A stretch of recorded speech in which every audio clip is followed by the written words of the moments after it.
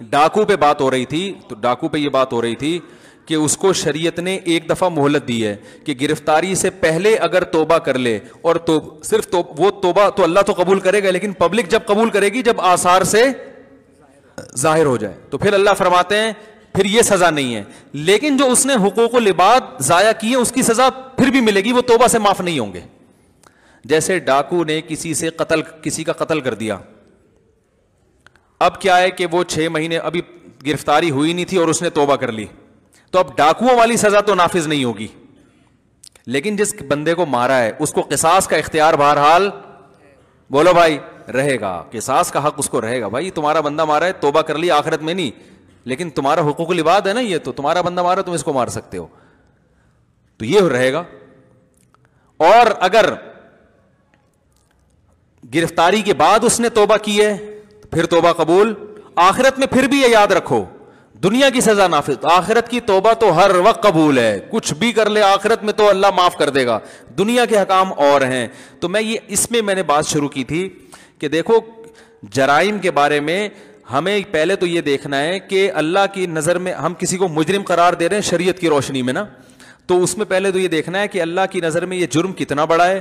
Number 2, جب اس جرم سے کوئی توبہ کا اعلان کر دے تو شریعت کیا کہتی ہے کہ اس میں تجسس کرو, دیکھو کہ دل سے کر رہا ہے یا اوپر سے کر رہا ہے.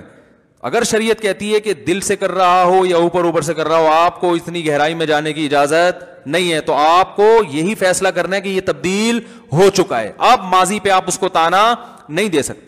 لیکن کچھ جرائم اس نوعیت کے ہیں جس میں معاشرے کو نقصان ہے, جیسے کرپٹ سیاست دان ہوتے ہیں, کروڑوں روپے کھا گئے, وہ کہہ رہے ہیں میں نے توبہ کر لی, ماشاء اللہ بہت اچھی بات ہے, آپ سیروزے کی جماعت میں نکل جائیں, پیسے واپس کریں جو آپ نے کھائے ہیں, ٹھیک ہے نا, پیسے آپ کو واپس کرنے پڑیں گے. تو جو اس نوعیت کے جرائم ہوتے ہیں, اسی طرح یاد رکھو بعض جرائم اس نوعیت کے ہوتے ہیں کہ اگر ان کو ہائی لائٹ نہ کیا جائے تو وہ فراڈی آدمی دوسروں کو نقصان پہنچا رہا ہوتا ہے. آپ کو یاد ہے کوئٹہ میں وہ جو نیب کے کوئی آفیسر تھے, ان کا کوئی اسکینڈل سامنے آیا تھا کسی خاتون کے ساتھ نا, اور اس کی خفیہ ویڈیو لیک ہو گئی تھی. تو میں نے ان کی صفائی میں بیان کیا تھا کہ اگر ایک آدمی نے غلط کیا ہے, نجی معاملہ ہے اس کا, تو اس کو چھپانا چاہیے. لیکن وہ کلپ میں نے ہٹوا دیا, اس لیے ہٹوایا کہ مجھے پوری صورتحال معلوم نہیں تھی. کیونکہ ہمارے ہاں تو یہی ہوتا ہے نا, کسی کا معمولی جرم ہو تو وہ ایک دم لوگ پھیلا دیتے ہیں اپنی وہ ایک دشمنی نکالنے کے لیے.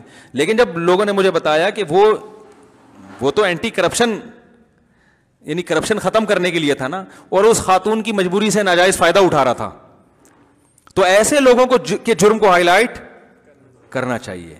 کیونکہ آپ کو جس جگہ پہ بٹھایا گیا ہے اس جگہ پہ آپ کو اس لیے بٹھایا نہیں, آپ کو تو معاشرے کی اصلاح کے لیے بٹھایا گیا ہے نا. اور آپ جیسے تھانے میں کوئی شخص جائے, کوئی خاتون چلی جائے ایس ایچ او کے سامنے کہ میرے ساتھ یہ ہو گیا, میرے ساتھ یہ ہو گیا, آپ پلیز میری مدد کریں, اور اللہ نہ کرے کوئی ایس ایچ او اس پہ غلط نظر ڈالے اور اس کی اس قسم پرسی سے ناجائز فائدہ اٹھائے, ایک عام آدمی میں اور اس وقت کی سچویشن میں, بولو بھائی فرق. ایک عام آدمی کا کسی سے انلیگل تعلق ہے, غلط ہے, اگر وہ سامنے آ گیا تو چھپانے کا حکم ہے, ہائی لائٹ کرنے کی بات نہیں.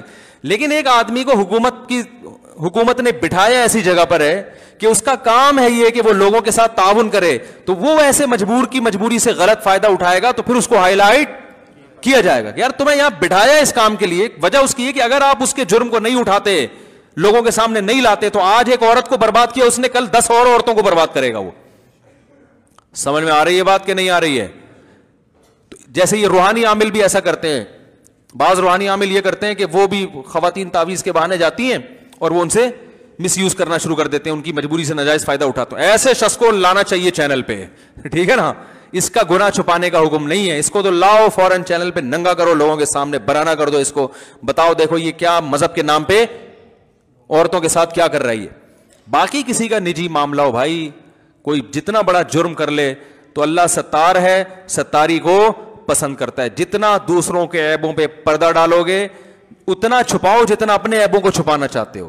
اور اس کے بارے میں حدیث میں آتا ہے لا تظہر الشماتۃ لاخیک, کسی کی مصیبت پہ دیکھ کے خوشی کا اظہار مت کرو, اس کا امکان ہے کہ اللہ اسے اس برائی سے بچا لے اور تم پر شیطان مسلط ہو جائے. تم اس جو ہم نے دیکھا ہے جو لوگ کسی کو گناہ پہ دیکھ کے مذاق اڑاتے ہیں نا اور اس کو لوگوں کے سامنے بیان کرتے ہیں, ہماری زندگی کے تجربے وہ اس مرنے سے پہلے اس گناہ میں مبتلا ضرور ہوتے ہیں، اور اللہ ان کو بھی لوگوں کے سامنے ذلیل کر دیتا ہے.